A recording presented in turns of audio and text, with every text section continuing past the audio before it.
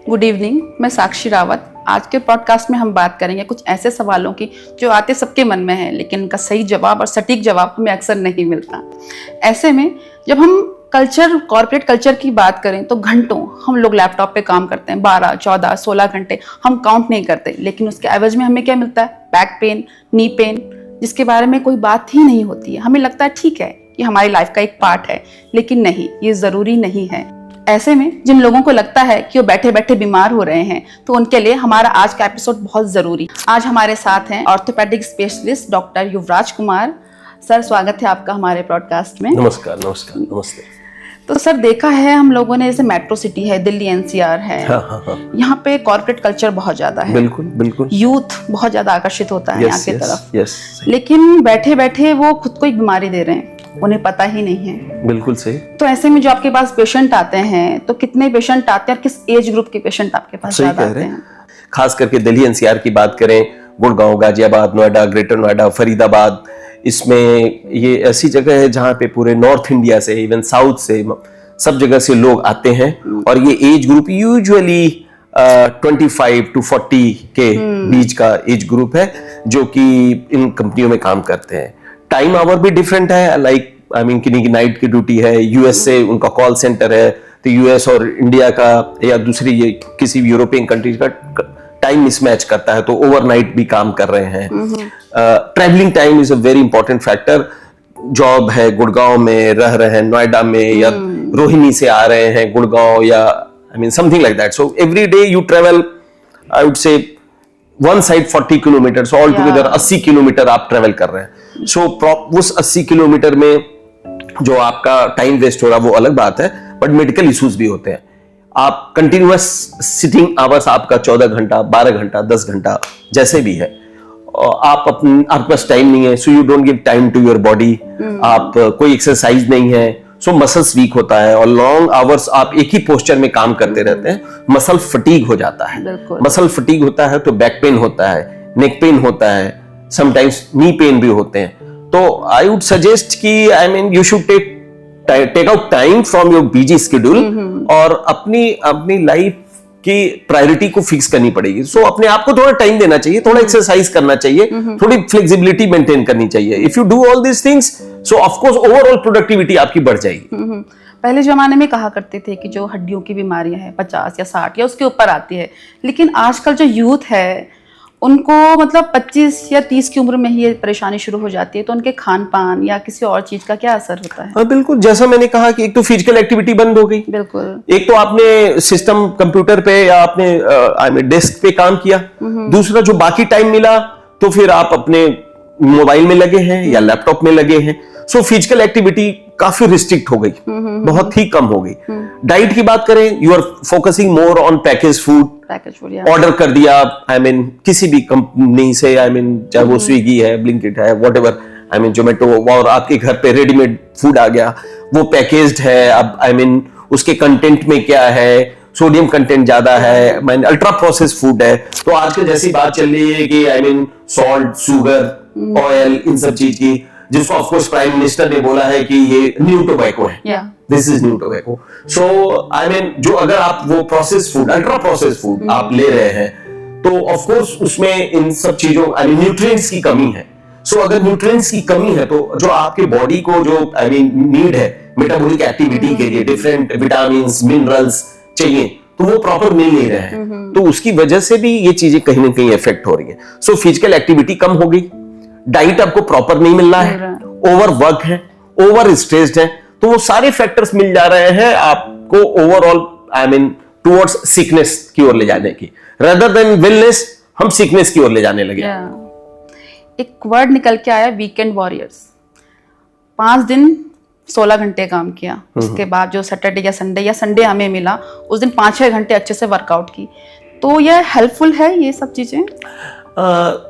Everything is about balance. Everything is about balance. ज्यादा काम करना, कम काम करना, ज्यादा खाना, कम खाना, प्रोटीन ज्यादा लेना, वो सब कुछ। तो अगर ये तो लाइफ को बैलेंस करने वाली बात है। अगर आप ऐसा कर रहे हैं कि 3 टाइम खाना नहीं खाया और चौथे टाइम में आपने बहुत खा लिया, आपने 5 दिन एक्सरसाइज नहीं की और आप आई मीन वीकेंड पे बहुत ज्यादा एक्सरसाइज कर लिया, it doesn't make sense. It has to be balanced. ऐसा नहीं है कि चलो सोते हैं, अगर आप आज 4 घंटा सो लिए और 3 दिन नहीं सोए, फिर एक दिन आप 24 घंटा सो लिए, इट डजंट, ऐसे ये एक्यूमुलेट नहीं होता। Every day is a process. Every day हमारे बॉडी के अंदर सेलुलर एक्टिविटी, मेटाबॉलिक एक्टिविटी वो चल रही है। It can't be accumulated like that कि आप 7 डेज और 15 डेज एक्यूमुलेट कर लिया फिर एक दिन उसको आई मीन इस तरह से एक्सरसाइज है। It doesn't make sense. Whatever time you have you should prioritise and give it, I would suggest कि 15 से 30 मिनट भी अगर आप एवरी डे अपने लिए निकाल लिए, which is I mean actually not I mean ऐसा नहीं है, I mean this is possible. So उनको अगर it is all about prioritizing your I mean things. If you prioritize your health, you can give it time. So आपको करना चाहिए। जरूरी नहीं है, मैं ये नहीं कर रहा हूँ कि आप मॉर्निंग में करो, जब भी आपको समय मिलता है, शाम में 10 बजे मिलता है, रात में 12 बजे मिलता है, सुबह 6 बजे मिलता है, any time which suits to your professional schedule, you must do it. देखा हमने, लोगों के पास ऑप्शन नहीं है, चेयर पे बैठे हैं, टेबल पे बैठे हैं, अब टारगेट पूरा करना है, घंटों उन्हें बैठे रहना है। हाँ। तो ऐसे लोगों के लिए आप क्या कहेंगे, या उन्हें किस तरह के पोस्चर में बैठना चाहिए, या क्या कुछ करना चाहिए? एक नया कॉन्सेप्ट आया है जिसको बोलते हैं NEAT। ओके। वो है NEAT, non exercise active thermogenesis. Non exercise, आप चेयर पे बैठे हैं, अब क्या करना, नॉन एक्सरसाइज है। सो आप क्या करो कि बैठो मत, कोशिश करो कि खड़े होकर आप काम कर लो।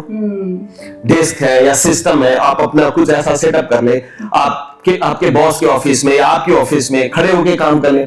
आप डॉक्टर हैं, अगर आपका इफ पॉसिबल आप खड़े होकर प्रिस्क्रिप्शन लेके, या एडवोकेट हैं, कोई भी लोग हैं जो भी ऐसा काम कर रहे हैं, जहां पे आपको आना जाना है तो वो पैदल वो काम कर लें, लिफ्ट का इस्तेमाल ना करें, पॉसिबल है तो आई मीन स्टेयर्स का यूज करें, सामान कुछ इधर से उधर करना है खुद से करें। तो कुछ ऐसी छोटी छोटी एक्टिविटीज हैं जो कि एक्सरसाइज नाम नहीं है, लेकिन उसके वो करने से आप कुछ न कुछ एक्सरसाइज का पार्ट कर पा रहे हो।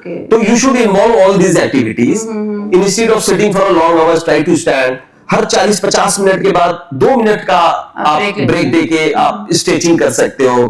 थोड़ा सा सच्चाई ये है कि ऑफिस अगर आप आई मीन लंच के पहले बाद में कुछ टाइम मिल रहा है, वहां आप 10-15 मिनट्स ऑफिस के अंदर कुछ एक्सरसाइज कर सकते हैं। सो अगर आप इन सब चीजों को इनकॉर्पोरेट कर सकते हैं, then you can change your life. Heavy exercise helpful है? से exercise is a very broad term. Heavy, light, mild, moderate, severe. ये ना depends on your goal. What do you want? This is very important. What you want is important. आप किस line में जाना चाहते हो? आपका नॉर्मल एक फिटनेस का लाइफ है, आप बॉडी बिल्डर हो, फिजिक चाहते हो, या आप चाहते हो कि आपकी जो डेली एक्टिविटी है 10 घंटा 12 घंटा करने की वो प्रॉपर ढंग से पूरी हो जाए। तो आपके गोल के हिसाब से ये डिटरमाइन होता है। अगर आप नॉर्मल एक प्रोफेशनल हो और ऑफिस गोर हो और आ रहे हो जा रहे हो, तो I think you should do balance your cardiovascular exercises and strengthening exercises. उस पे ज्यादा फोकस करना चाहिए, न कि बहुत ही हेवी एक्सरसाइज पे। अक्सर हमने देखा लोग से नजरअंदाज कर देते हैं कि चलो पेन ही तो है। से मैं भी पहले घंटों काम करती थी, पैर में दर्द हो गया, बैठे बैठे इग्नोर कर दिया, कोई बात नहीं, मूव लगा लिया है, कुछ लगा लेंगे ठीक हो जाएगा। तो हमारी हम कहते हैं बॉडी हमें पहले साइन दे देती है कि हमें कुछ होने वाला है, हाँ इग्नोर करते हैं। तो हमें कब डॉक्टर के पास जाना चाहिए, क्या सिम्टम्स हैं?